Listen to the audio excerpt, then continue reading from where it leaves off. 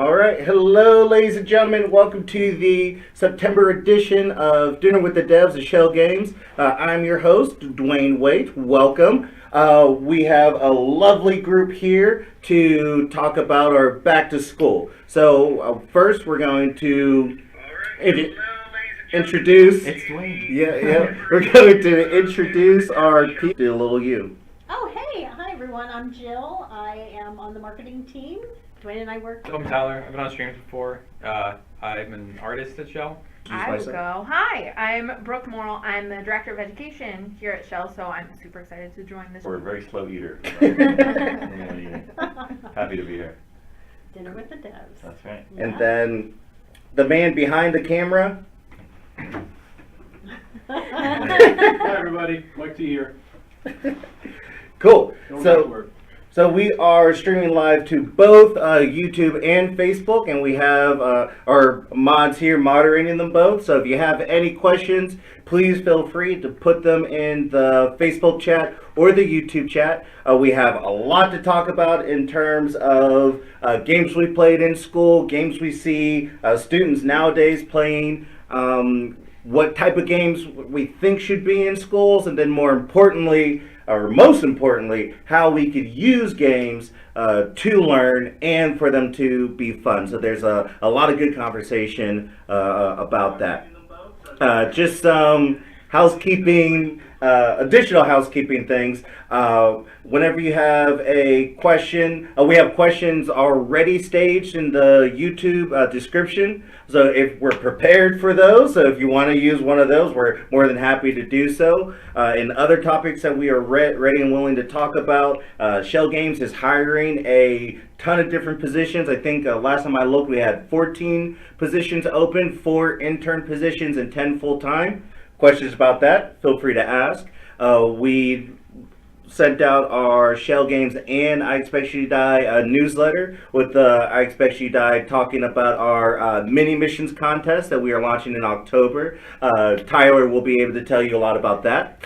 And then we have some other exciting company news with I Expect You to Die again reaching $3 million bucks in revenue, and so we're ready to talk about that as well. So don't be shy, ask whatever questions you have about our games and about the studio, but we'll get started about back to school. So I know whenever I was going through high school and college, one of the things that we just loved to do after school was to just play games, put away the homework and not even start the homework until sometimes the morning of, and sat around and play some games. I don't know, is my experience similar to you guys? Yeah, minus the homework, yeah. So what type of games did you play, Tyler, all through growing up? Yeah, I guess when I was like college, high school, it's usually more the entertainment stuff. But I'm thinking back, like I started games sort of voice telling with my parents, right? Like Math Blaster and stuff. Which do you know Math Blaster? I don't know. Yeah, I feel like everyone has Math Blaster, like it's implanted in our memory. But, yeah. Played a lot of that when I was younger, and then slowly it turns into like games about things blowing up. Right. So, Yeah, I remember.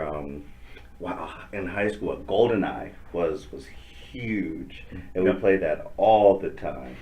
Yeah, GoldenEye 64. We would have nights.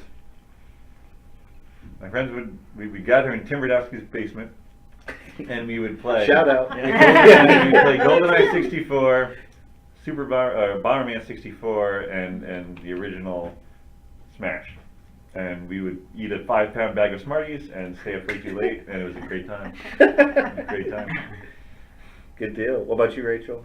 I actually mostly played I played those weird learning games growing up where like Jumpstart. Does anyone know Jumpstart? Of Jumpstart. No, of Jumpstart. And then there are also just there's this website called coolmathgames.com or something along those lines. That's exactly what it's called. Yeah. Yeah, I played a lot of that. And then I feel like I slightly transitioned into an anime phase and then became more of a JRPG fan growing up. So yeah, but I didn't really play that many multiplayer games. Oh, okay. Yeah, I feel like maybe my community just didn't really have that sort of like couch co-op sort of culture, which I'm really sad about because like I love playing them now when they're Yeah. not as popular. Yeah, yeah. So, I hope Matt's not watching. Matt Mahan. Yeah. I like you saying Jumpstart reminded me of when I was like 5 or 6. I played a lot of Freddy Fish, yes. which I think Matt made. He loves hearing about it. Yeah, I used to go to like a library down the street and then play Freddy Wait, Fish on their yeah. computer and just blow through that. But I was like, that was before I was in school, pretty much. Oh, that's Yeah, funny. I think my libraries like they only had Freddy Fish, so Oh, like God. so I would also go to the library and play Freddy Fish. Yeah, wait, Yeah. Did you have SimAnt? I remember they had Mhm. sim games like SimAnt and SimCity. I don't Freddy think Fish so. and- I think they only loaded up Freddy Fish, but I think like as the years went by, like they changed the games a little bit because I think they had this weird like snail game, as of when I was in high school. So, but that's for a funny. while it was a lot of Freddy Fish. Yeah. Well, See, Matt touching lives already, man. Certainly Oregon Trail. And Oh, yeah. Carmen Oh, yeah. San Diego. Oh, sure. Played Oh, of course. a lot of that. And we Did have, you of guys course, play- Orion Trail from our games. Yeah, that's right. That's right. Did you That- guys play a lot of games when Homage. you were in school, or were you playing games after school mostly? Oh, that's a good. So I mean, we played Oregon Oregon Trail, Trail we played yeah, in school. in school. I remember vividly playing that during class, and that was Yeah. sort of the reward for doing whatever seat work you had to do. You Correct, got to go yeah. play Oregon Trail. I remember keyboarding. Yeah, we do keyboarding, and then Yeah. if you got like a certain amount of words per minute, like you were done, it's like 57 words per minute. I'm done. It's like, all right, you can play. You had to get the floppy disk for Oregon Trail, and whenever you weren't flicking it at people, you'd actually put it into the computer to Even the play. frisbee case, right? Yeah, yes, the free. Yeah. Well, of course, yeah, because that's where the pain comes in. So Angelo says SimAnt, so that was a good time. Thanks for coming, Angelo. Definitely played SimAnt. You played SimAnt? Oh, yeah. It was. I don't want to say before my time. It was before me, where like I would play it and have no idea what was happening and just wander around like an ant and then die, and then be like, yeah, and just play it again. That's the best. But I remember it being fun, but I don't think I really played it. That's why you worked on an ant game. I was just gonna say, is that what? I mentioned on the stream. It was an influence, but not direct.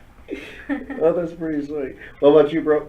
Yeah, you're talking about SimCity. I remember vividly taking the CD out of the case and putting it in our very large PC and playing that NFL Math. Did anybody have NFL Math? NFL Math. NFL Math. So it was this very, very high-tech game where you had to solve math problems to be able to pick your football plays, which might explain why I still like football.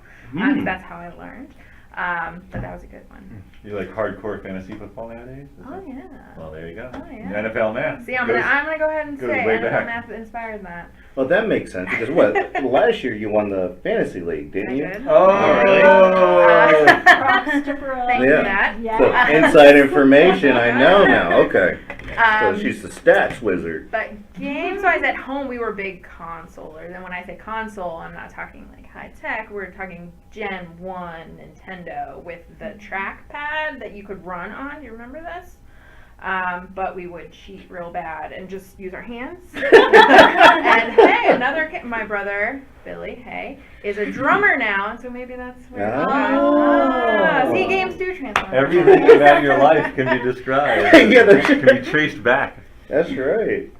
Oh, did any of you guys play that game Encarta? Like whenever you were, yeah. So again, so what it was like, you were in like this castle, and you had to find your way through it. And every time you turned a corner, there would be like a question based off of like history or government or I'm geography. gonna put a date on this too because I feel like it was in Carta 95. Yes. Do you remember that? Yes. Okay, As so Encarta, yeah, absolutely. I don't know why I remember that, but I do. Yeah. So. Yeah, and so this was an out of school activity because extracurriculars is on, and and I loved history, and so I would put in Encarta 95 and just be sitting there, just like trying to. That's why I think that's where my love of trivia just came, because he had a bunch of different questions, and the more questions you got right, the further you went on in your little quest. So I thought that was, very interesting. I vividly remember. I don't know any names, but managing like an ice cream truck. There was some. I probably played it the most when I was a kid. But all you did was manage an ice cream truck. You just got ice cream, and you just existed, and people would buy it, and you have to like buy them cones and buy sprinkles and stuff. And that's it. It was just a sheet of data, and then you were told by text boxes like, yeah, you're in an ice cream truck. It's really exciting. It was, Here's Oh my the God. data. it was text-based? There was a picture surrounding it, but it was just text. It was text, Yeah. and then it was like super bland. But the imagination of like, oh yeah, and then someone bought, like a little kid bought an ice cream cone from you. It was really good. You lost one ice cream cone. You see the number change. Like, oh no, to buy more ice cream cones. I'm gonna run out. And that was it. Did it inspire you to want to go to work at Baskin Robbins or anything No, like no. that? It actually Sponsored by that. Yeah, right. Yeah. Yeah, my school was actually just a mill to get employees. No, but I remember like I clearly like the first time I can remember playing, like everyone's played a game and been frustrated, like, oh man, what am I doing? And like I remember not understanding math or budget at all, or even like dollars and cents because I was so young. Where just like my ice cream would disappear and I'd lose, my truck would shut down. There was a picture of like a busted down truck. You feel really bad. Yeah. I remember like the fantasy was so real though. Somebody in chat knows. If you know the ice cream management game I'm talking about, I'll have a nostalgia trip if I can find it online. Wow. Yeah. Yeah. So was there more board game playing or was there more video game playing? Ooh. With the family, it was a lot of board game stuff. But with my like friend group, we'd also always do like GoldenEye or Mario Kart. We did what's it called? With Crash Bandicoot. What is Crash Bandicoot. Crash Bandicoot? Yeah, is that the name of it? Yeah, we play that all the Trick time. question. Yeah, that's right. Psych, that's exactly what it is. I'm trying to think of like games that we tried to play, like computer games we tried to play while in school. I mean, I remember clearly smuggling DSs around. I had a game of Mario Kart going. Oh yeah? Because I'm young, I guess. But yeah, it's like we had the first like multiplayer on a handheld that worked. It was like PSP and DS. So you'd have Mario Kart going, and then like if class changed, you have to like put it away really quick and like get in the hallway. So your car's just driving still, right? And you're gonna like hit a wall, and then everyone in the tracks like they all hit the corners, and the first one to get back in gets to drive again. But yeah. That's hilarious. And then eventually like it was it was a global internet.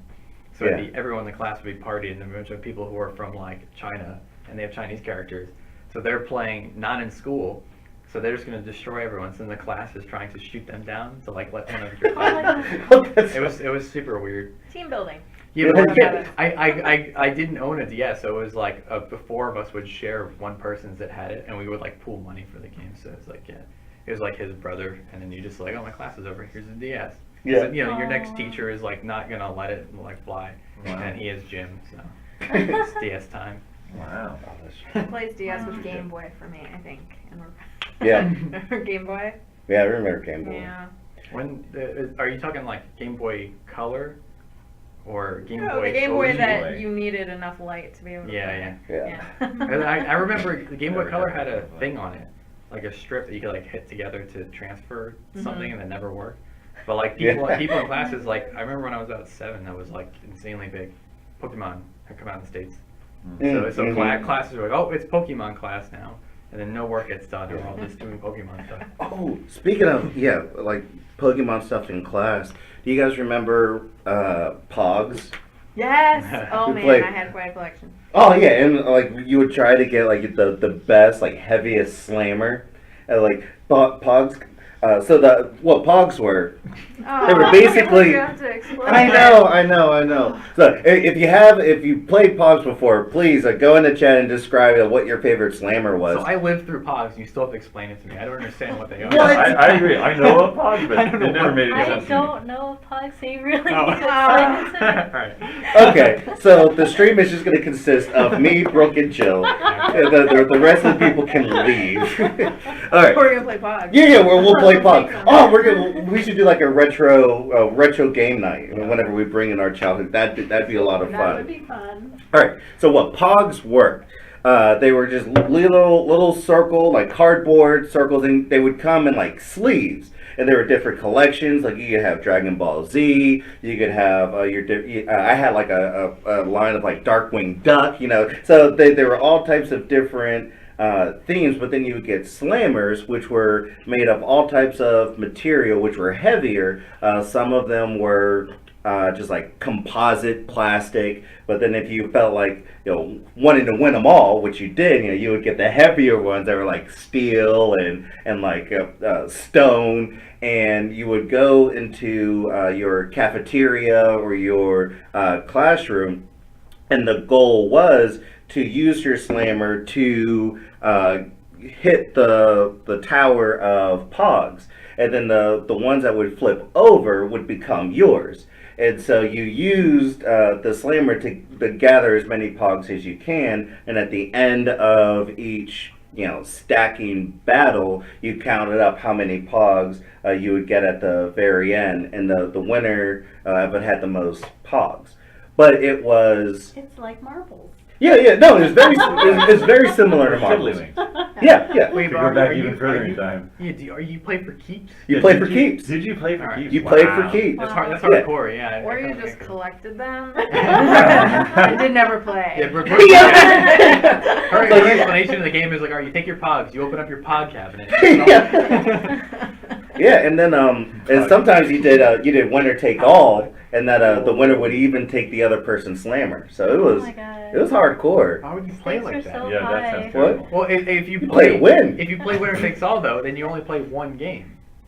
Well, Because I mean- once they have your pogs, you can't play anymore. Well, you right? go out and buy more. Oh my god. The What's pod up? wheel Yeah, keeps the on turning. Yeah. End of the night. I don't know, take off. Okay. Well, Yeah. it's still it's Oh one night of my. pogs. I mean, basically. Are you at school at night? That's how they Or it roll. could only be the ones that you play. Or to Maybe play- you yeah. only play a selection of yours. Yeah. House rules. Yeah. House Yeah. rules. It looks Yeah. like Henry joined the stream. Hey, Henry. Hello. Hey. Like our Henry or our Our Henry. Oh, hey, our Oh no, I take it back. Yeah, that's right. Henry, get back to work. No, I'm kidding. Very cool. So, what I want to ask? Let's start with why do you think games could assist in learning? Like, so we love all these like entertainment games, and we've mentioned a couple of the ones that we would use to learn. But why do you guys think games could assist in learning? What do we think? Let's start with you, Sean. Why do you think games could help in learning? So games are very engaging. They create a world that you can inhabit and it's very real. And you know, if you layer those transformational games or transformational goals on top of that, right? You've got engagement, you've got attention, you've got hopefully fun, and it's possible then to make a lasting transformation, right? So Sabrina, in the transformational framework, she would describe transformational game as something that you, hope I get this right, you set out with an implicit goal that is lasting outside the game, right? So it's transfers and persists. Transfers and perception. Yeah, nailed it. But yeah, no, I mean, I think if we do our job right, these games have that, right? So that's the goal. You get to engage with the game, whether it's designed to be transformational or not. Yes. And a lot of times what you're learning or how you're learning to behave in the game is meaningful because it progresses you in the game, right? And so you want to do that. You want to master that skill. If it's a math game, you want to master the math so that you can move forward. Ideally, it's not in the form of a quiz or rote math questions. It's actually doing something that shows you are able to complete that task and move forward in the games. I think the normal format for a game too is like training, right? Like you're rewarded immediately and explicitly, and you have a goal, and you can't proceed unless you show that you've mastered the things asking of you. So like sort of requiring learning on a player in a game, you can gate things directly, whereas like if you're trying to learn more traditionally, like reading a book or whatever, like you can't stop me from just blowing past and trying to advance. You know, it's more measured. Plus, it's a matter of perception. I mean, taking a quiz or doing a worksheet, that's super boring. But playing a game, that's really fun. And if you asked a child what they would prefer to do, most likely they would prefer to play the game. Absolutely. Absolutely. So, Angela says, fun and unique learning is longer lasting and better retained than traditional learning. And I would totally agree. And even our CEO, Jesse Schell, would talk about that, of how whenever you can combine emotion to some type of experience, you tend to remember that experience and the lessons learned from that a little bit more. And that's well, one of the takeaways that the project Night Shift was about. Do you want to talk a little bit about that, Brooke? Sure. So Night Shift was a collaboration with Dr. Deepika Mohan at the University of Pittsburgh, and in that game, the goal was to essentially transform the way that emergency room physicians characterize different cases. So, did that case need to go to a trauma center, or could that case stay in the traditional hospital?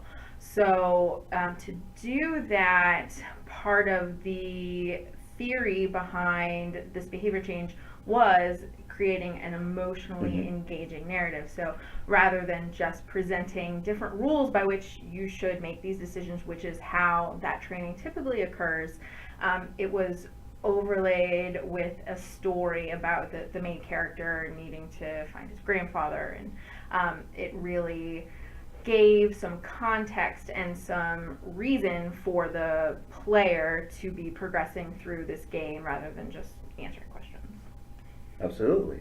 And then whenever Angela talks about fun and unique, that immediately brings me to HoloLab Champions that we released in July. And Tyler, do you want to talk a little bit about that? Yeah, I mean, the fun and uniqueness of it? Yeah, I think something about HoloLab that's so valuable is like it doesn't feel like playing a game or going through like a sort of a training session, because it's free form enough that like if you want you can start piling beakers up, doing whatever, right?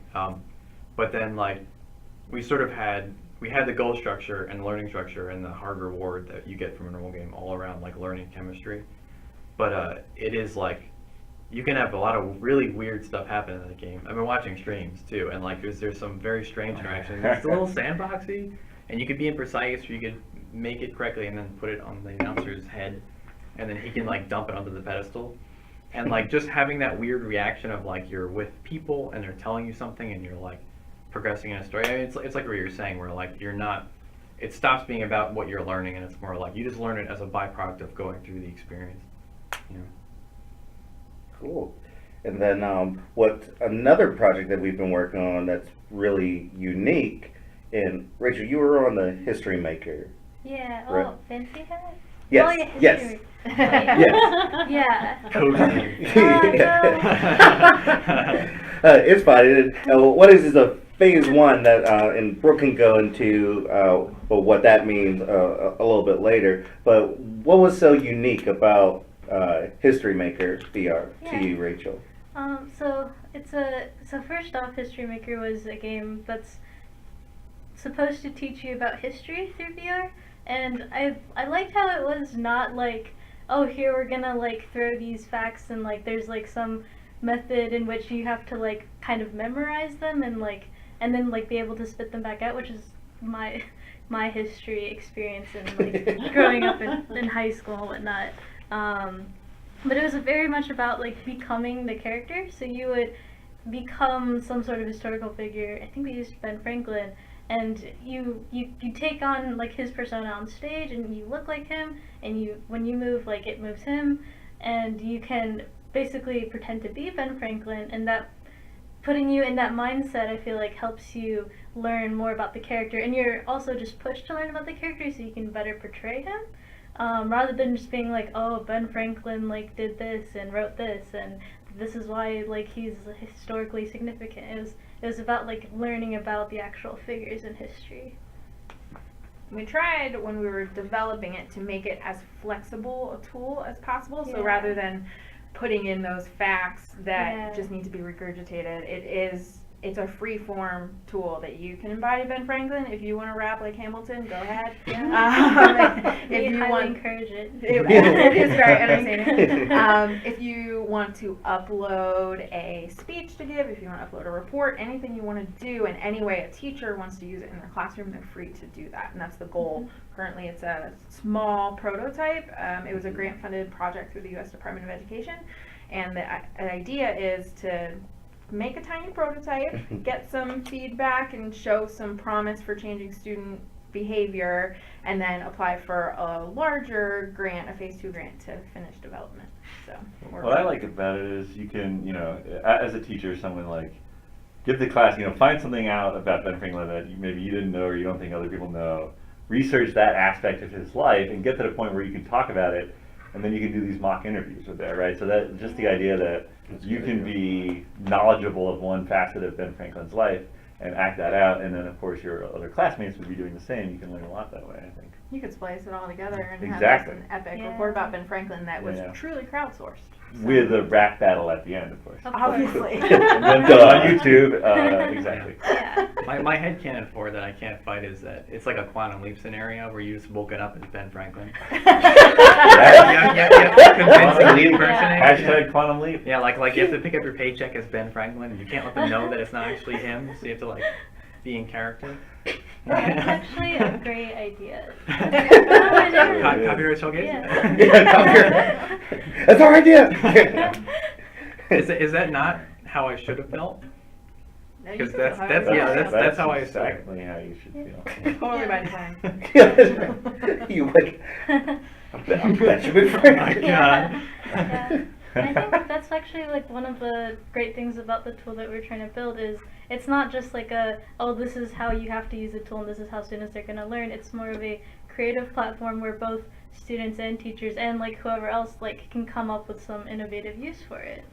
Just like this. Yeah, that's right. That's right. Because we have found that if we're designing a game for classrooms are tough because there's lots of variables being balanced all the time. You have a ton of students, a ton of material to cover, a ton of testing that has to happen, really busy teachers, really cramped time and resources. So when we approach this kind of development in general, we try to make it as easy as possible for the experience to be integrated into the classroom. So for example, with HoloLab, Yeah. we modeled a lot of the progression of experiments to what is currently taught in chemistry classrooms at the high school level, and we provided some level guides and information for teachers. And then for History Maker, we almost went the opposite way and made it just as flexible as we could so that people could use it however they wanted. That was such a huge pivot for HoloLab, where like we were coming off of games where you play it for like an hour, single player at their house on their own headset, and then turns out classes have a lot of people in them, like a ton of people, and so like even I think the each lab was maybe 10 minutes at max, and that's too long because that means that only like 3 kids are gonna get in it, right? And ideally they'd be like way shorter. So like there's so many strange, like coming from making a game to making a game that's gonna be in class is so different. Yeah, it was very surprising. That was actually one of my next questions. Like, what are some of the challenges that you guys have run into when making games, not just for learning, but explicitly for classrooms to adopt and implement? Because I remember as I taught at a high school in Charlotte, taught marketing for 3 years, and we were able to use like virtual business, but because it was a competition for a marketing club called, DECA. So that was really easy for me to implement, right? Because the kids could compete, and it was, standard aligned and, yada, yada, yada, all the stuff that I have to prove that I'm not, that I'm teaching, and they're just not just playing a game. But how could you design like other experiences whenever, if you had a teacher like me that had 36 students and you had to figure things out, you had to be able to differentiate learning because people, learn at different paces, and, they could grasp concepts differently. So what are some ways to mitigate that for those who are thinking of creating games for education, or are we still figuring that out as we go? Like, what are your thoughts? I mean, I think we have some best practices that Yeah. we've developed in-house just through this progression Mhm. of educational games we've been able to do. But I think to your latter point, it is still being figured out because there's a lot of different teachers who like to teach in a lot of different ways. And so it's very hard to try to please everyone. So you sort of have to make the decision early on. Are you trying to target one type of classroom? Or are you trying to be flexible and target many? What's your ultimate goal? And that can help drive what you do. Yeah, in addition to the subject matter experts for whatever you're working on, bring in teachers as well, right? Like, Yes. and ask them, because they, basically, a lot of it comes down to they want it to be as easy as possible to get it up and running in the classroom and to have it seamlessly fit in with their curriculum. So talk to them, right? Find out what their needs are. They might be different than what you expect. Oh, they almost always are. Yeah. I think I would say, like, if you've worked on one of our educational games, we go in with some pretty specific ideas, and it almost always changes because we, aside from some of us who've had teaching experience, or at least high school teaching experience, we're not teachers. But that's the beauty of playtesting, right? You can go in and you can interact with the teachers and the students early on, and then tailor the game to meet their needs. So Before it's too late. Before it's too late. That was often the whole feedback was like, it felt like we were getting completely contradictory notes. Like, this is too fun, make it more fun. Like, completely, I was like, oh wait, no, like, okay, this is what a student wants, and this is what a teacher wants, and like, they have completely conflicting goals. And so then you have to try and meet both of them without sort of sacrificing what the core game is. Yeah, it's weird. I was not used to it. And there's even a higher level of stakeholder there too, because you have students as players, teachers as users as well, and then maybe administrators and or parents as purchasers. So we also have to Very true. Develop and market something that will be motivating and appropriate for that level too. Yeah. So it's not an easy task. Can't look like a game. Yeah, no, you want some form of assessment in there so the purchasers know that it's working. Standards alignment is a big exactly. thing. Yeah. We always say that making a game is difficult. It's like juggling, and teaching someone something is difficult. It's like riding a unicycle.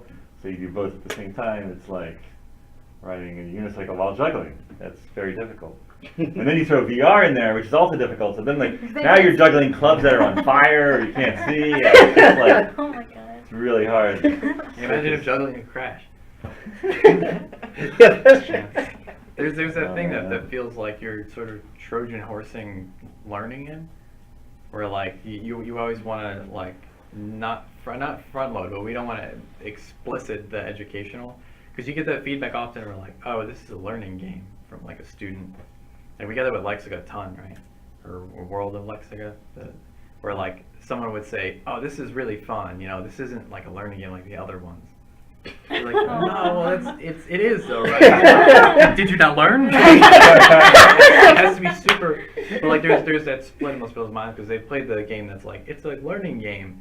Click 2 + 2 equals, and like that's not a game at all, right? That is just a normal textbook. It's an interactive worksheet. Yeah. So they make a game, like sneak in there in a little corner hidden, so that like once it gets past the parents, then it's like learning that occurs. But yeah. Angela says some things that he's run into when making games for schools. For one, the hardware limitations with school computers, knowing how teachers implement that kind of learning in the classroom, and the ease, to your point, the ease of usability, on top of keeping it interesting, right? So one of the recent conversations we've had inside the company was, we want to make the experience fun as well as learning, like do exactly what you said with the World of Lexica. It's like, oh yeah, this is fun. It's like, but did you learn? Yeah. So I think that the studio has done a really good job of balancing both of that. I had a question. It was right there after somebody said, and I can't remember what it was. I do have a question. Go for it. Do you think that it's important that the learning goals be evident to the students? For instance, when you're playing Lexica, you're in this world that's beautiful, and you're a character, and you're on this adventure, and that's an important part of the game. Do you think that it's important that the learning goals are also stressed to them? And I have feelings on this, but not like studio philosophy, because it seems like different projects to approach it differently. Mm-hmm. Yeah. Like sometimes you want, like the player, you don't want them to know that it has educational goals at all. It's completely stealthy. Mhm. But then you want it to be explicit in having educational goals for the parents element and like the investors or administration. Right. Because if they see a game and they're like, oh, it's another shooting game, like that's the worst thing you can have, right? You want them to know that it's educational. So, yeah, two levels maybe. That makes a lot of sense. Yeah, it also depends on a lot on the target demographic, right? Like sometimes there will be, if there could be a demographic where you want them to know that it's worth their time and money, right?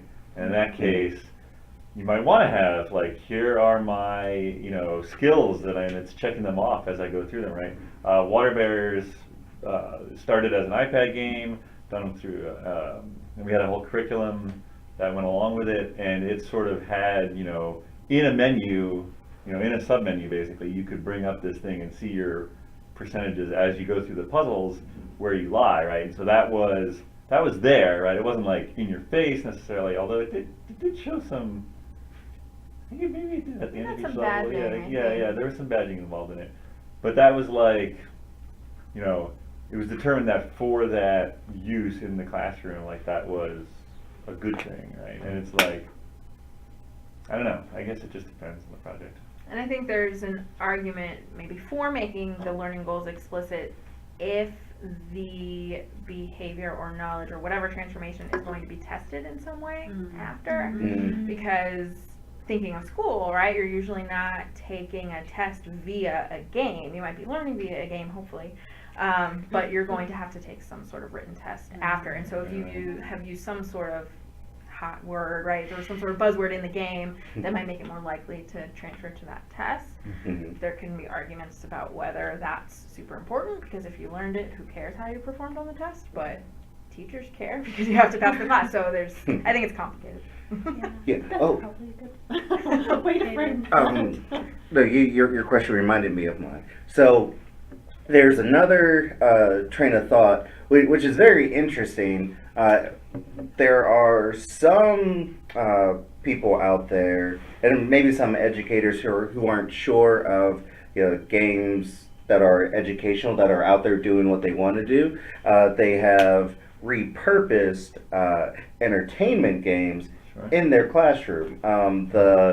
The example that I'm thinking of, and one of you guys might remember this studio who's been like advocating this, but with Assassin's Creed, in terms of the history components of it. So they would have them play this game, which how they got in the classroom would be super interesting.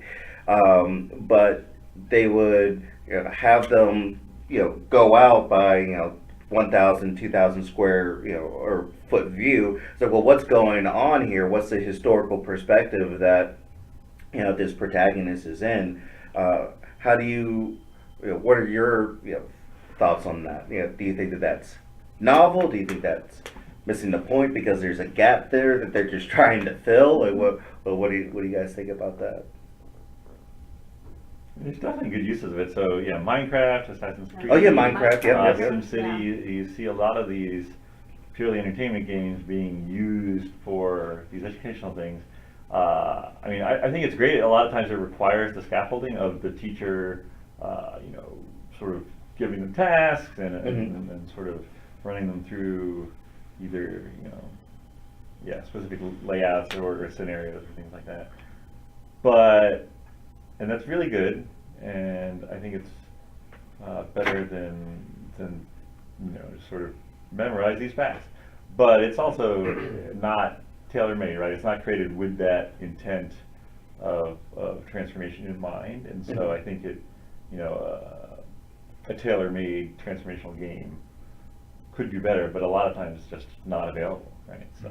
Has anybody played or looked at the Assassin's Creed EDU version that came out? I think it was last year. I know it was later on, but I haven't. So I don't know exactly the extent to which they tailored it for particular curriculums. I'm not 100% certain. I know they opened up more sort of like editor, like like moderator type controls for the teachers to use, right? But I don't know. I didn't even know about that. That's crazy. It's pretty cool though, because it does. I think it's the kind of the standard for meeting kids or meeting students where they're at, where they're already playing. Like if you could mod Pokemon Go, then cool, do that. You mean even Fortnite, right? Fortnite, when is Fortnite EDU coming Yeah, out? Fortnite That's EDU. great. At the I games want that, challenge. But yeah. It's so good. That's not bad though. You can do Jagger, just do a real world map right in Fortnite. Yeah. I'm going to Sicily, right? Like that makes sense. Yeah, going to Forget the Sicily, then Valentine. you everybody needs to make it to Naples, right? They Yeah. have to figure out how to get there. Fortnite is already doing they're bringing elements of Fortnite into the real world. Oh yeah. Like they had what is it called? Like A something G. A something G something. Yeah. Hey, you Pikachu. It's like Battle they Royale. they brought like I don't know I was They brought watching something. I was watching like some like theories on the on like what's going on in Fortnite, and they were saying that like Fortnite has this plot to like their new season plot is like some of the items in Fortnite, in-game items, were like brought to the you mean real ARG, right? ARG? Yeah, ARG, Okay. yeah, that's what Yeah, I it is. gotcha. Yeah. And so now that they've brought Fortnite elements into the real world, the next step is just to bring real world elements into Fortnite. Ah. Yeah. There you go. Fancy. Oh yeah, Angela said Chad's ARG. got us covered. Yeah. Yeah. Yes. They got you. Yeah. Thank you. See, Angela also says, I think it's awesome that Ubisoft wants or would use their popular existing IP to bring in users to go into educational experience. But what I've seen from the EDU version, it's more of a runaround tour. So that kind of gets to that point of just seeing what's around.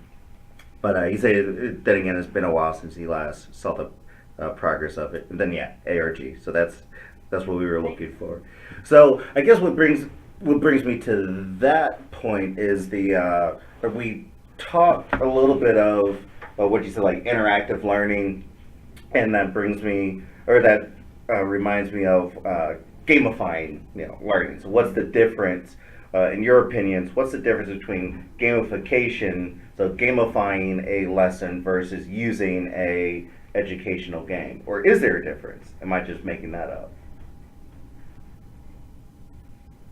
I think there's definitely a difference. Okay. So I think saying gamification to me speaks more about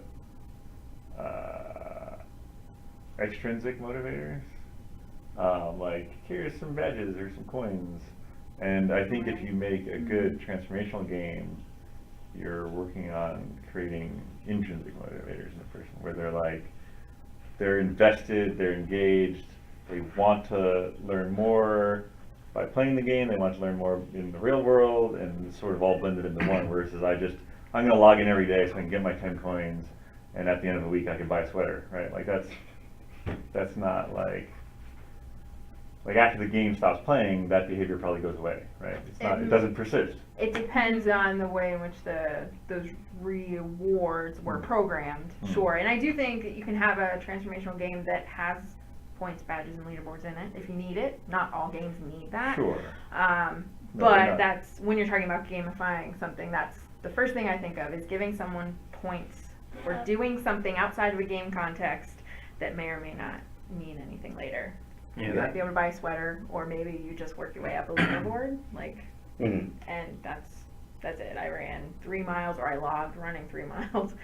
Don't actually have to do it, which is a problem. And I get my points for doing that. I think that sounds like motivating a player to do something they don't want to do via game mechanics, and then the other one is sort of like trying to make a core system they want to do instead. Right. Yeah. Whereas I'm trying to think of an example that isn't something forcing me to do something I don't want to do, like grinding for achievements or jogging 3 miles. I don't want to do that, but if my friend is like, I have to at least be better than that, right, on the leaderboard, so. And I would argue that if you can get to the point getting points for running, if we're using our example, if you can get to the point where you're not dying after running a mile and you're suddenly realizing, oh, maybe I can be a runner, maybe this isn't as hard as I thought, maybe eventually you don't need the points. And then it's transformational. And then Right. then it's intrinsic, right? You've used extrinsic rewards to kind of develop an intrinsic motivation. And when you stop playing the game, it persists, right? Right, that's the goal. And then there was a transformation. That's right. That's the hope. I mean, you would like we were mentioning History Maker before. If I get so interested in like Ben Franklin as I don't know, was he a beekeeper? An AP? I don't know. Anyway, say he's a beekeeper. We should have had him in a beekeeper. I don't know how we missed that. But yeah, like I'm really interested about that, right? And I like give my little speech about it, and then maybe I take up beekeeping in the real world. I don't know. Yeah. Or like flying a kite. I don't know. Flying kites with bees. He did that, right? Yeah. Open doors. Yeah, open doors. Start universities. You know, you have a world in front of you, Sean. Colonial beekeeping. Colonial They beekeeping? didn't have non-stinger penetratable clothing back then. Fair point. It was just getting stung by bees all the time, right? No, I mean they had layers of wool though. Well, maybe not during the You just smoke beekeeping to calm down. weather. It doesn't have to be. It sounds awful, I guess. Is what No, I'm saying. colonial beekeeping is all the rage now. You see all those Brooklyn apartments with their, colonial beehives on the The roof. beehives and the 3-point hats. I bet you Is that that your jam week next year? there's probably a handful of people in Lawrenceville beekeeping. I guarantee. Hipster beekeeping. I guarantee. Yes. Well, they're definitely in, Yeah, they're definitely with the blouses and the. there has to the be like three-point a hats. period village somewhere that has beekeeping, right? Like historic Jamestown or something. I mean the Yeah. probability is there, like for sure. We just have to. If you're a skilled beekeeper and you have happy bees, you don't need protective clothing. I'm just putting that out there. Mike's not. He knows what I'm talking about. I talked to Charles extensively about it. He's a beekeeper. No. You can bring him in here. All right. Apiist. I think it's apiist. I want to say that's what it is. I just want to give Probably. a shout out to Carl, who was on our Facebook chat, and he was saying that he thought Schell Games would be a cool place to work. Oh. And he You're also right. loves I Expect You to Die. So Woo! props to you, Sean. Yeah, I think that. And Yeah. Tyler? Good job, Sean. And Tyler. Tyler. I didn't mean to forget you, Tyler. No. Yeah, Schell Games is a great place to work. And there are many openings, as Dwayne outlined at the beginning. So. I guess it doesn't hurt to tell people that again, though. That's right. And Yeah. there are Join us. many openings. Yeah. There are many openings. SchellGames.com/careers. Alright. Go to it. What? I'm That's the impressed that right you could rattle off the URL. Do you know how many times I have copied and pasted that URL the past week? I do not. Yeah. And I believe you. Yeah, I should keep a tally of how many times. Yeah, I should. I do just it. put it in the chat stream. So Nice. there you go. Let's see. Angela says, with this conversation, I keep thinking about how some workout machines, treadmills, bikes, etc., have games built into them to make it more interesting, even if they aren't the best games. Now, I think we talked about this on one of the streams just a while ago. Like every time I see a treadmill or a bike now with a leaderboard or a system, it reminds me of that Black Mirror episode. Yeah.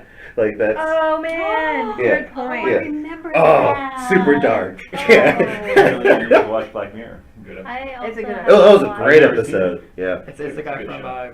from Get Out. It's his first big role. The Get Out guy. I've Yeah. never Oh. seen It's any. super good. It's I've good. never, Oh, Black Mirror is so It's good. an episode of a gamification that goes in like the darkest possible. yeah. Yeah. Yeah. Excellent. That was super scary. Yeah.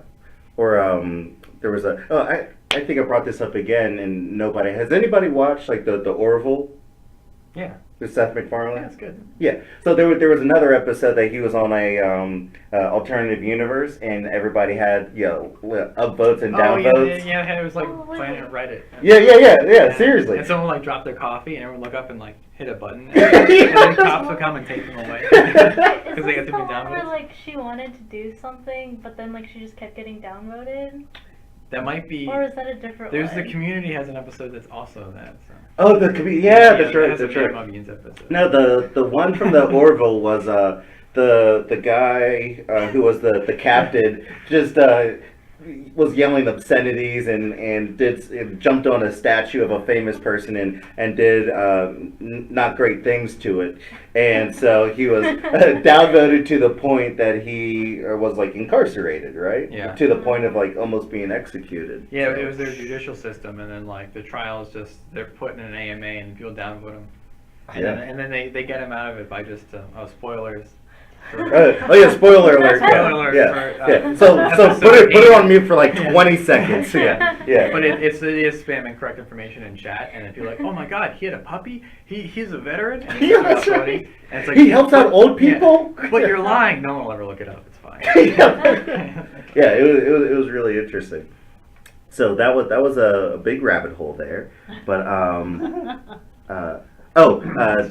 Jacob, Jacob's good to see you again. He's a incoming Telltale Game employees. It's like, yeah, there was a lot of things going on this past week with Telltale, Capcom Vancouver, and Big Fish Games. They just let go 15% of their staff. So if you guys are listening, we are hiring shellgames.com/careers.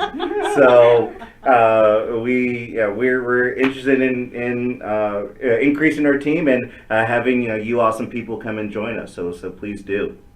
So back to gamification and games for learning.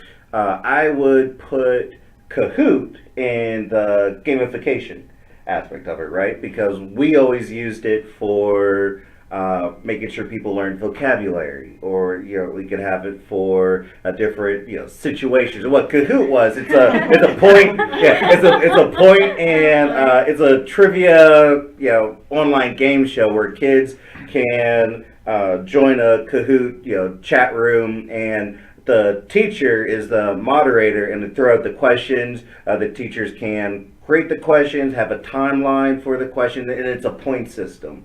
And so at the end of 10 questions, 15, I even had one because it was like the only thing that the kids wanted to do towards the finals. I had a 50 question Kahoot, and the winner of it would have like the most amount of points. But my block classes, there were 90-minute classes, which is a long time. It's a long time for students and teachers. Okay, so the student's like, oh, I have to be in this 90-minute class. The teacher's like, I have to teach this 90-minute class. So half of the class, you use 40 minutes for kids to prepare. So they would go through their vocabulary, they'd go through their review, and then you play the game. So it's kind of the best of both worlds, because hopefully they remember it through their assessment, but it's a way, another game that you could use in schools. So. Is that like Quizlet, or is that different than Quizlet? Quizlet is more of a study tool, so it's So, but there you can use flashcards, and there are tests in it, but it's not multiplayer. Oh, understood. Yeah. Gotcha. And you guys are just making up words now. Wait, Yeah. I used I'm they're Pokemon, I'm Kahoot almost in positive. college recently. Oh, you used Kahoot in we college. used Kahoot, and it was actually like really stressful when I was playing it, because like even if you got all the right answers, it didn't matter if you weren't fast enough, because your time factors into your points, and then That's true. and then you see only like the top X number of people, and you're like, wow, like I'm not on there, or like, wow, I'm all the way at the top, I need to like keep this going. Right. Yeah. Yeah, like if you have if you're in a class of like 40 people and you're like, you're number 37, it's like, man, I gotta get this right. Yeah. That's true. But then there's that downside to it too, because if you're just not fast enough, but you're getting them right, you're like, well, I had students just stop playing, and it's like, well, I'm just going to go and study on my own. So it's that's where you kind of lose that battle. But that's where that differentiation stuff comes in to the mix. So I forget that people don't know Kahoot and things like that. So I have to remember to describe them all. So we talked about some of the games that we've done, some of the games that we've played.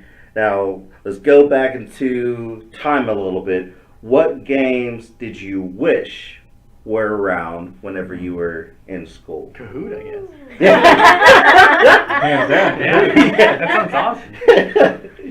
Kahoot is pretty fun. But well, what else? There has to be some other games out there.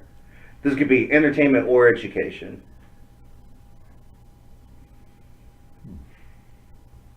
How about you, And Jill?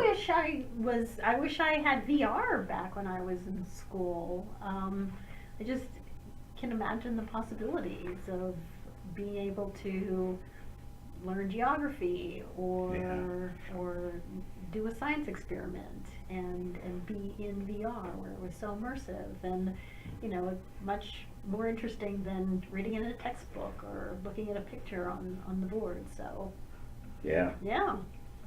This might be a bit unorthodox, but I played a lot of MMOs when I was in high school and in college. And I wish Eve was around earlier and I found it earlier.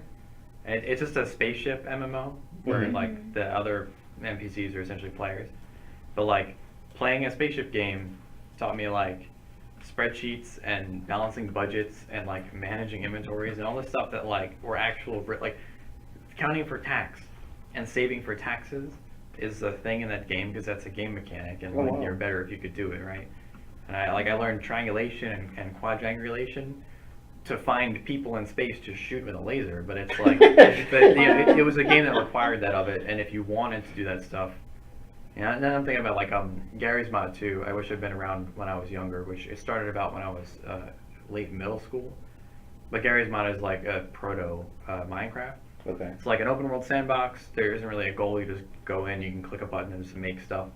And a lot of that was like, you know, connecting things together, like levers and buttons and doors and numbers and variables to do kind of programmery stuff without any clear goal. And like a lot of that got me interested in, you know, like math and science stuff because I saw instead of like memorizing what an atmosphere is, like in terms of pressure, you play a game and you need to know atmospheres. And if it's too high, your guy dies, right? Like it's very, there are a bunch of games that were sort of sandbox science that I got into later.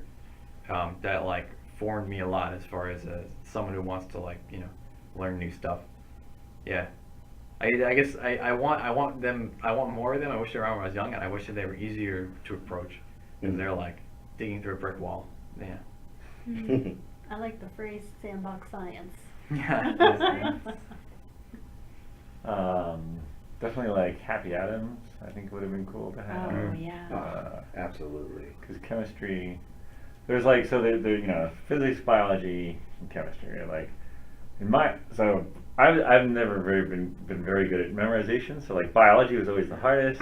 Chemistry had some formulas, but like there's a lot of memorization. Then physics, they'd give you a sheet with the formulas. You could use it during the test. So like I was good. So you know, but Happy Atoms definitely would have helped. Even going back younger, Osmo, we worked on here. Just like cool ways to like have your drawings become interactive. Like that seems all super awesome, right? I don't know. I would have liked to play Daniel Tiger when I was my daughter's age. Yes, Right. my daughter has played Wow. Stop and Go Potty, and Nice. it's worked very well. Yay, stop and go. Yeah. Working as designed. Yeah, no, it really is. It really is. But obviously we grew up in the era of Mr. Rogers, the Yes. actual show, Absolutely. and then Daniel Yes. Tiger's the new version of that with the interactive Right. game piece, Yeah. which is awesome. And research that I've seen evaluating the effects of even just watching Daniel Tiger shows is positive with respect to kid transformation as long as the parent is also interacting, which increases the need and I think call for doing interactive games of those topics. So. Oh, that's cool. That's interesting. Yeah. I can send you the study. I won't talk about it here because I'm probably the only one that's interested in that kind of stuff. Please go on. Yeah, no, I totally agree. I think Happy Atoms would have been awesome in high school. So I think I was decent at chemistry, but it wasn't fun. You know, like it was just putting together. I loved like mixing liquids together in chemistry. Really? And, like burning things. Oh, so fun. Well, I guess I'm thinking. I'm thinking more. So I'm not thinking the lab. I'm thinking of like the writing the formulas and balancing the that's what I would formulas. do. Really, Yeah. really? Yeah. They're So like when you mix stuff, it was like they didn't give you anything. You just had to like write it down to pretend you had it, and then Yeah. pretend you're it was. Yeah, so we I, didn't I get it. had a different chemistry experience. Sounds like your chemistry class was awesome. And all the fire and burning down, right? You're Yeah. describing a big reason why we made Hollow Lab Champion. Yeah, that's right. A lot of people don't have access to a chem Yeah. lab, so. Yeah, I mean my what was it? I had a physical science class that was kind of like that.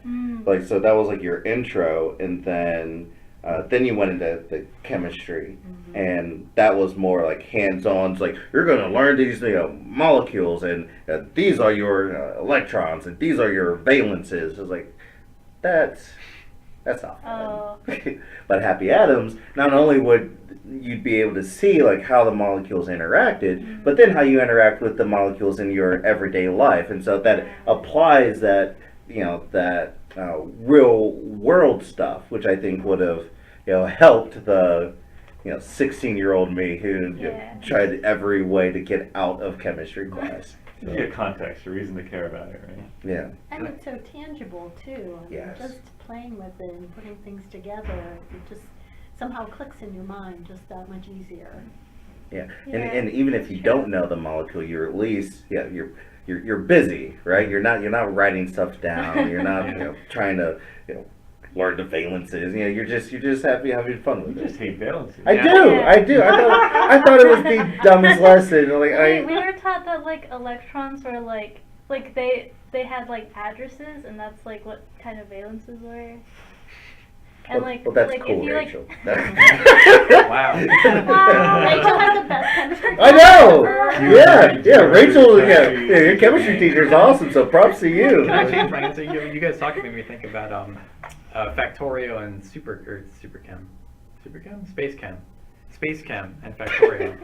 Sorry, Superchem was a code name for one of our projects internally. Space Chem is like another game that is out there that's a really weird niche title. That's like Okay. half pseudochemistry and half programmer. Like Is it the where you like program a thing? To you have make like a red thing molecules? doing this and a blue thing. Yeah, there's Yeah. also what's the new one? There's a new one that's like alchemical based, but there's a niche of games that is about making automated math systems.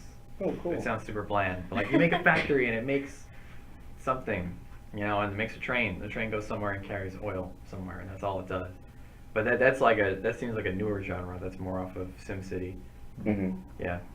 And I guess talking about valences so much made me think that like I wish that there were more educational games targeted at like older people, because I guess a lot of the stuff I can think of, like everything the knee-jerk things are all like, oh, they're high school or younger, and like it's still useful. Like I still learn stuff better if I'm playing a video game shooting things or like jumping Sure. over. Like I still learn quicker that way. But it would be really fun here as a challenge to work on a game where like to teach like college level chemistry and gamify that would be like crazy. That would be crazy. Yeah, actually, we were at the Ed Games Expo at the Kennedy Center last year, which we're going to be there again, January 8th.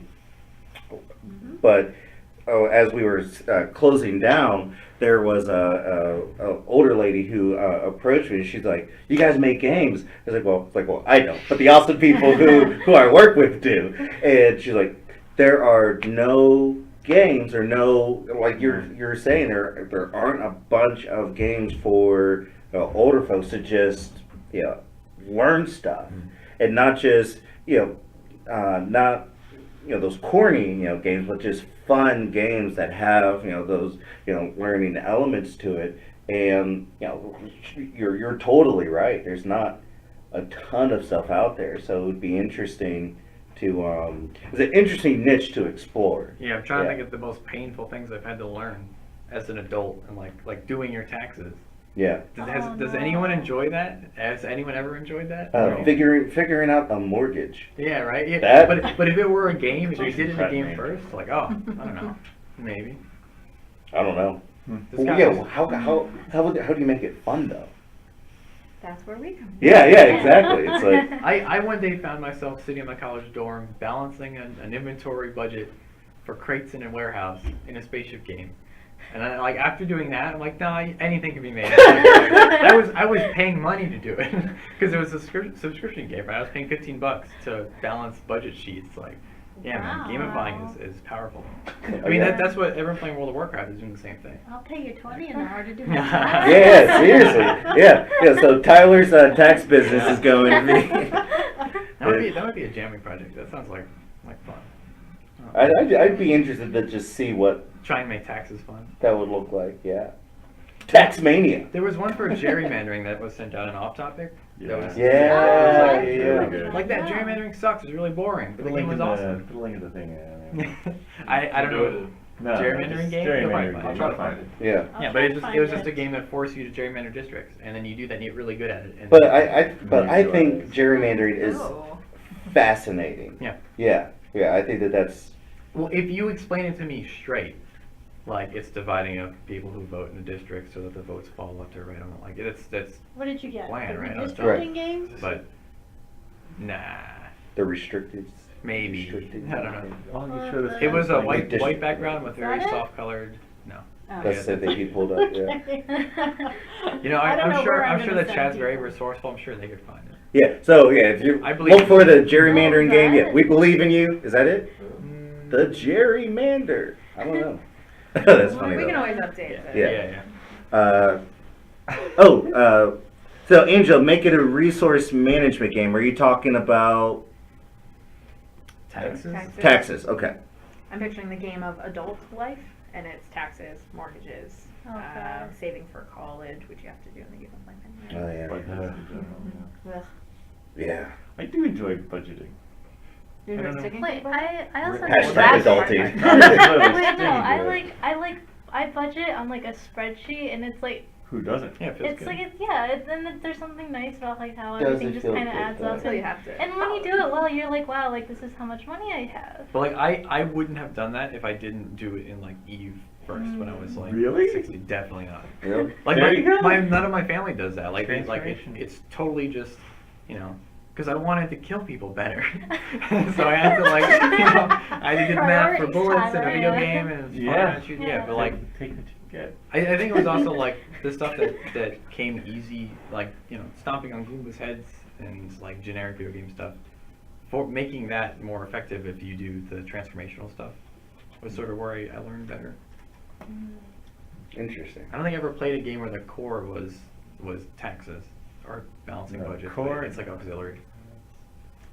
No, actually, I learned my budgeting from switching to PNC Virtual Wallet because it has your spending engines and saving engines and things like that. All those local shout outs. That's right. That's right. Yeah. PNC, you're welcome. Yeah. Let's see, Angelo. It says plenty of board games pull from resource management in a fun way. Yeah, yeah. So why can't that translate to adult responsibilities in a video game form? Yeah. Yep. No, that's a very fair point. Yep. Very cool. Let's see. What else? So whenever we look at like supplemental materials, so you have an educational game or a game that is used for educational purposes. What have you seen? What type of materials do we need to supplement that game? Because I know for HoloLive Champions, the team created this awesome classroom guide. Was that why did maybe Tyler, you can point to this report. I don't know who could do it. Why did the team feel like that had to be created? Well, HoloLab Champions is a virtual reality chem lab. So the biggest barrier right there is the virtual reality part. So to us at the studio, we're around VR all the time. It's not novel. We're in the masks and the headsets and have the hand controls all the time. A lot of people outside the studio don't. So we wanted to, if that's going to be a huge barrier, we wanted to help decrease other barriers and make sure that teachers understood exactly what the tool or what the game offered. So we went through and listed every single experiment, what all the correct answers were, margin of error, what happens if you're right, what happens if you're wrong, that sort of thing, so that it decreased the likelihood that when a student gets in and does something in the game that teachers are surprised because that's not a great feeling in front of 36 students if you don't know what's happening in the game. So that way teachers would hopefully feel more empowered to use it in their class. Very cool. Very cool. So do you foresee like other games? Well, I'm trying to think of what I want to ask. Do you feel like that there would be a need for supplemental materials from here on out whenever we create those type of immersive experiences? I think that it certainly helps. Okay. It, from our perspective, will lower the barriers to entry into Yeah. the classroom. The more information you can provide, the better.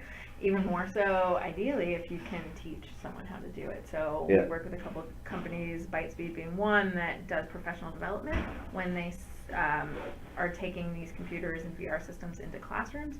And that makes it even less likely that teachers don't use equipment because they don't know how, because Right. they've been taught. So you don't have to go off and take your precious spare time to learn how to do it. Very cool. Yeah, there are plenty of VR owners that are not educators that are really passionate about it, that are not good at showing VR to other people. They're really bad at it, and it kind of just like dump headset on them.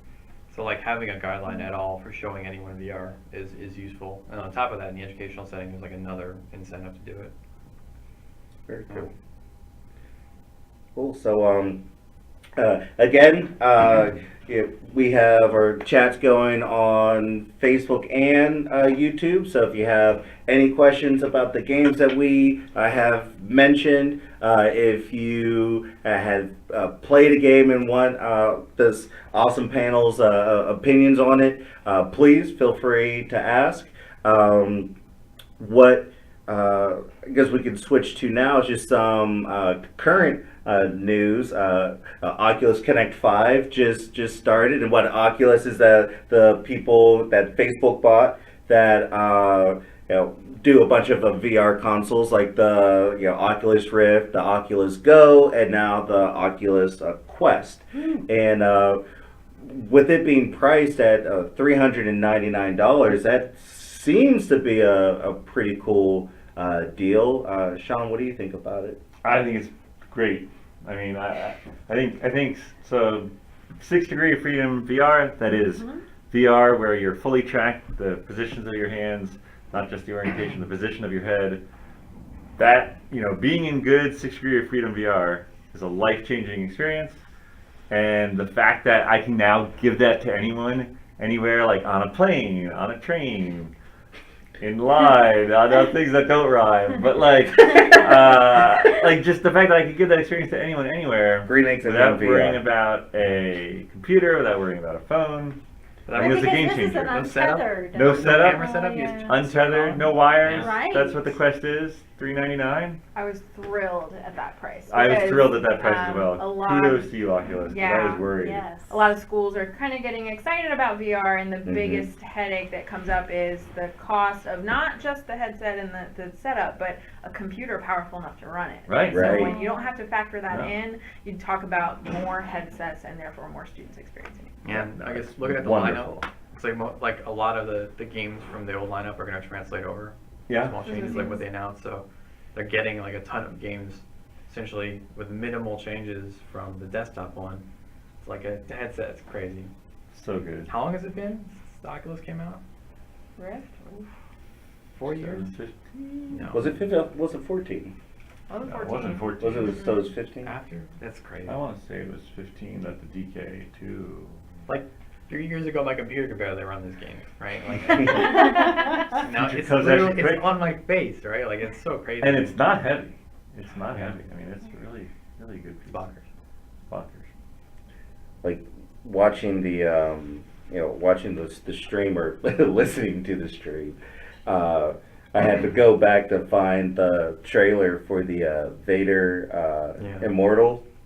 I don't understand that Wait, what? because he dies, right? Spoiler alert. I'm not. You're 30 years old here. So I'm it's, sorry, Mike. it's a Star Wars 4? It's a 3-part Or sure. series that Oculus and the ILM are pairing up with, and is yet to be determined exactly what's going on. He might live. Oh my god. What are we even talking? It's a game about Darth Vader and Right. A all the VR game? Yeah, Yeah. It appears to be like for the. Quest. Quest. Yeah. I want to keep something like Quest like it's an installation. Right. Yeah. Oh, let's go head over to Oculus Quest. Yeah, so it's supposed to be between what Revenge of the Sith and New Hope. Yeah. So, yeah, I guess to your point, it's like right before the fight between Darth Vader and Obi-Wan. For those Star Wars fans out there, so yeah, that alone kind of sold me. So I'm probably gonna get it just for that. Yeah, I think looking at the game, I guess with an art eye, it makes me excited because like that, and I looked at Lone Echo 2, which I think is on the Quest. I'm not sure, but like there's some graphical changes that make me think that like they are running like lower than the current gen, but they're running on essentially a phone, and you could tell me that was like Xbox One. Like yeah, I believe it. Like that's totally tangible to me. Wow. Which like running on a headset is insane. I'm super excited. Yeah. Yep. I'm gonna go to our local park and basically map out the entire football field, and then I can do whatever I want. That's how it works, right? You don't have to map it. It just runs. That's what I'm saying. Like I guess go to a large open field. Put a and just play. blindfold on and just start running forward. Yeah, in VR. It's gonna be great. Yeah. I'm totally doing that. Please invite me when you That's do where that. that's what Waterverse Beach Party is made for. It's just open environment. And Yeah, then, yeah. So for has it been 2 jam weeks for Water Bears Beach Party? I think it was I took a year off. This is actually the 3rd jam week. Okay. On Waterverse Beach Party. So Water Bears Beach Party. Can you explain it? So Water Bears Yep. was a tablet application we made. Then we made Water Bears VR, which was a reimagining for VR. A lot of new puzzles, a lot of awesome stuff. But it's still like there's still puzzles to do, and really all you want to do is hang out with the water bears, which are super cute, and like tickle them and make them bigger or smaller, or play catch with them, and that's what Water Bears Beach Party is all about. So, pick up a musical instrument, lead them in a dance. That's all the sorts of things you want to do in Water Bears Beach Party. So if I can, do that anywhere with the Quest, sign me up. Sign me up. Let's do it. I do recall that when the Google Daydream was a thing, Yeah. came out at first, there were reports of individuals on like public transit and such Yeah. wearing the headsets, and Yeah. I remember it. So disclaimer, like the Wii did.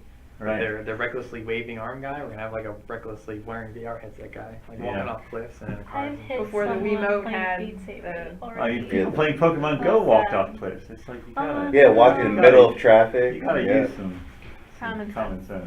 Mhm. Totally different. To be clear, I hate that game. I really like Pokemon Go.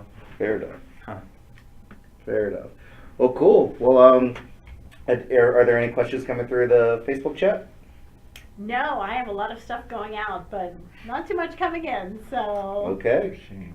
Well, good deal. So we'll wrap up with a couple of things that are going on in the studio. We have a couple of events coming up.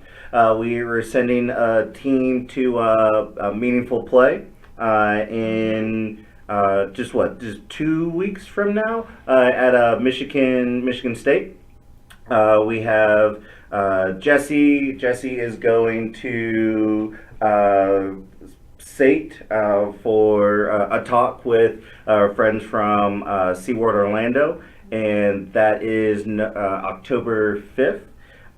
We have what else do we have? We have Jesse's going to Duster Magic in Lambertville, New Jersey, November 5th. And then we have XR in EDU, Yes. October 22nd. Brooke is speaking, and we're also showing HoloLab Champions there. I'll be there demoing HoloLab Champions. There we go. Yeah. And I feel like I'm missing one more. At Meaningful Play, we have one of our designers, Elaine Pfaff, presenting a paper about accessibility and playtesting, I believe is the concept of the game. The paper, I don't remember the exact name of the title. But yeah, we have a lot of things going on. So feel free, please go to our website schellgames.com, and it has a list of our events, our director, everything we do, not only in game development and how the studio runs, but diversity in the people that we hire, the diversity of thought that goes on in the studio. We try to incorporate everything that we do here. So please go to our blog to read that. It's a very interesting article. And yeah, follow us in all of our channels at Schell Games for Twitter, Facebook, and YouTube. We're also on Reddit, Schell Games Official. And yep, we love talking and hearing from you guys. So September edition is done. Next month we are going to go a week before, so the second to last Wednesday, because we're not going to do it on Halloween. We'll give our Schell Gamers time to hand out candy and be with their family. So we're not going to force them to spend their evening talking, with me. So we'll send that information out. We'll send the theme out as well. Thank you to our wonderful panel. Thank you guys for hanging out with us. Have a good night. Bye. Bye.